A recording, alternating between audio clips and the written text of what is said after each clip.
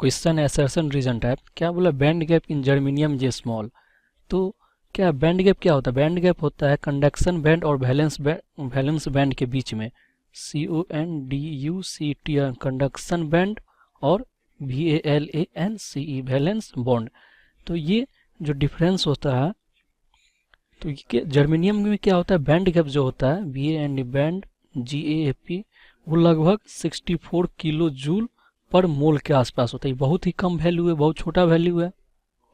और जर्मेनियम का जो जी है ये सेमी कंडक्टर है, सेमी CONDUCTOR सेमी कंडक्टर है, इसलिए बैंड गैप इसमें क्या होता है, कम होता है। अब जो असर्शन जो है वो सही हो गया। अब रीजन क्या है, the energy spread of each germanium atomic energy level infinitely small. क्या एक मोल के लिए 64 किलो जूल, तो एक मोल में कितने एटम होते हैं, 6.023 इंटू 10⁻23। एक एटॉमिक एनर्जी लेवल में अगर 1 बाय हम इतना से हमको डिवाइड करना होगा 64, तो 180 एटम में क्या हो जाएगा, वो लगभग हो जाएगा 64 के डिवाइडेड बाई 6.023 इंटू 10⁻23। ये लगभग कितने हो जाएगा, 64 डिवाइडेड बाई 6.023 इंटू 10⁻20। तो ये लगभग जो अप्रॉक्स आ जाएगा 10⁻−19 एनर्जी गैप जो है, ये बहुत ही छोटा है, बहुत ही स्मॉल, इन्फाइनेटली स्मॉल वैल्यू है। तो यहाँ से मैं क्या, रीज़न भी करेक्ट है और असर्शन का जो करेक्ट एक्सप्लेनेशन है रीज़न, इसलिए क्या हो जाएगा यहाँ पे ये आ जाएगा कि assertion और reason both are correct and reason are correct explanation of assertion. Assertion of this question is that the first ionization energy of beryllium is greater than that of B, and the reason for this assertion given to us is 2p orbital is lower in energy than 2s orbital. So in this question we'll be first finding if the assertion is true or not. So for beryllium the electronic configuration is 1s2 2s2, and for boron it is 1s2 2s2 2p1.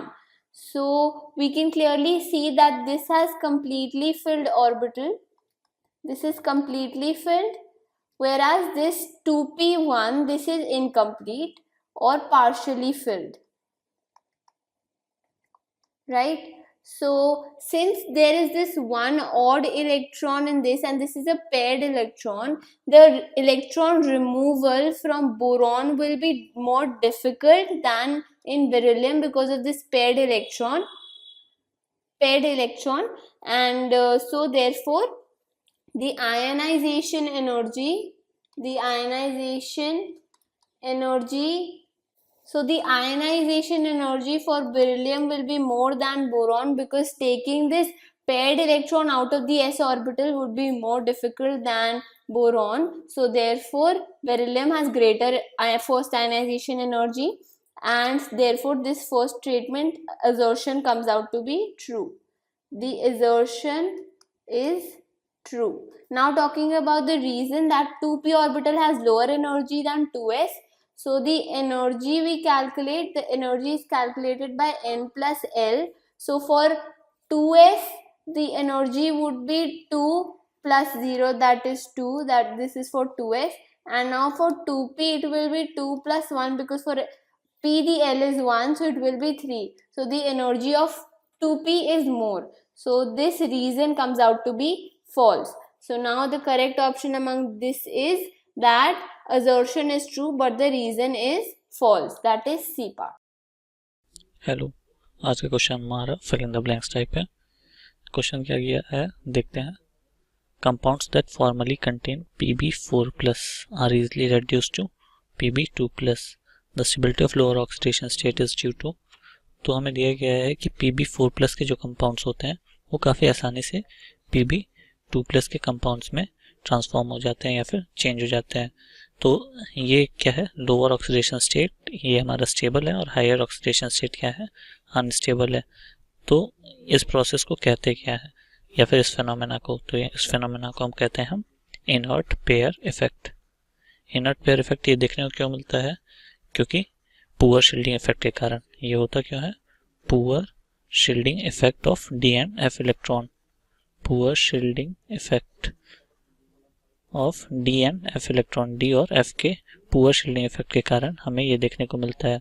होता क्या है, जैसे S के electrons के ऊपर बहुत ज़्यादा force लगता है, ये एस के इलेक्ट्रॉन्स हो गए, ये पी के इलेक्ट्रॉन्स हो गए, तो एस के इलेक्ट्रॉन्स पे क्योंकि अंदर हमारे पास एफ और डी रहते हैं तो ये पुअर शील्डिंग इफेक्ट करते हैं, तो इस वजह से एस के इलेक्ट्रॉन पे न्यूक्लियस का अच्छा खासा फोर्स लगता है, तो एस के इलेक्ट्रॉन्स जल्दी पार्टिसिपेट नहीं करना चाहते हैं। इस वजह से ये केवल पी के इलेक्ट्रॉन्स पार्टिसिपेट करते हैं केमिकल रिएक्शन में या फिर ऑक्सीडेशन रिडक्शन में, तो इस वजह से हमें इनर्ट पेयर इफेक्ट देखने को मिलता है। तो हमारा आंसर क्या होगा, inert pair effect, inert pair effect. Thank you. Hello friends, आज का क्वेश्चन देखते हैं। Why Ca2+ has a smaller ionic radius than K+। तो हमें बताना है Ca2+ स्मॉल क्यों होता है पोटेशियम प्लस के कंपैरिजन में।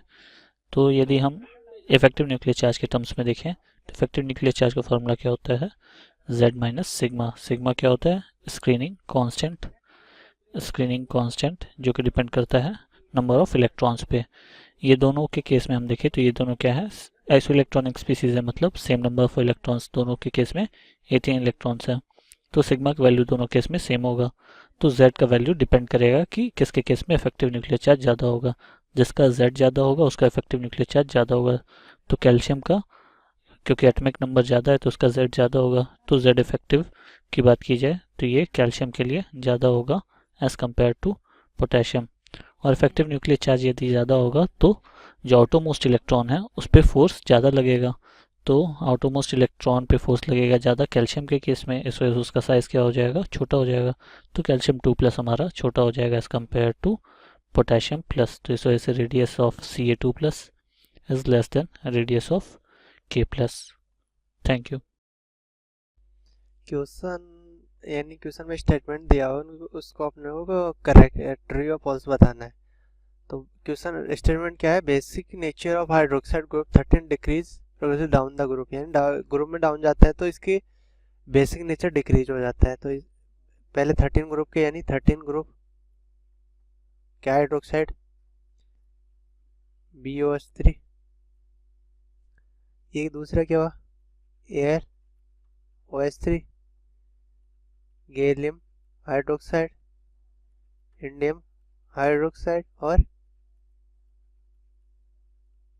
H, ये 3। ये तो +1 ऑक्सीडेशन स्टेट दिखाता है। तो अपन ग्रुप में नीचे गए, ग्रुप में गए तो साइज इंक्रीज हुआ, साइज इंक्रीज हुआ तो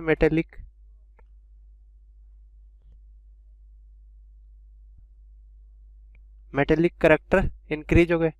तो हाइड्रोक्साइड यानी नीचे जाएंगे तो एसिडिक, बेसिक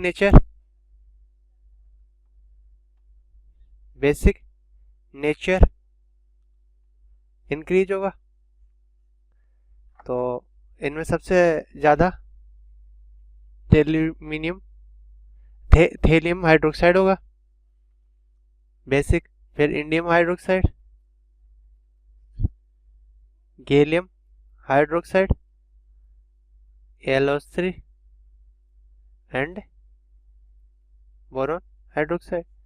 ये तो वैसे भी ये नॉन मेटल है, मेटल है। तो ये होता है लेविस एसिड, ये होता है एम्फोटेरिक, यानी एसिड की तरह भी बिहेव करता है, बेस की तरह भी बिहेव करता है, जबकि ये होता है बेसिक। इसने बोला था कि नीचे ग्रुप में नीचे जाएंगे तो हाइड्रोक्साइड की बेसिक नेचर डिक्रीज होगा, जबकि ये स्टेटमेंट रॉन्ग है यानी फॉल्स। Thank you.